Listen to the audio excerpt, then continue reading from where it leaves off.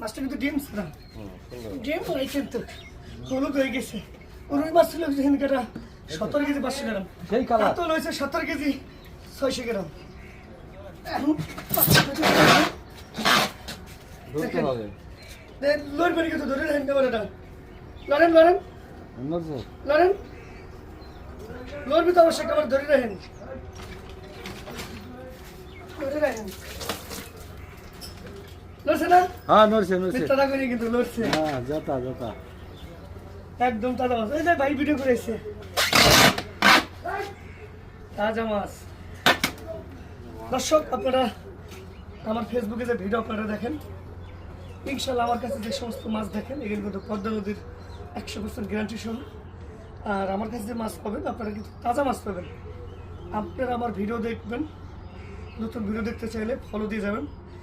কমেন্টে জানাই যাবেন মাছ লাগলে জানাবেন হোয়াটসঅ্যাপ নাম্বার আছে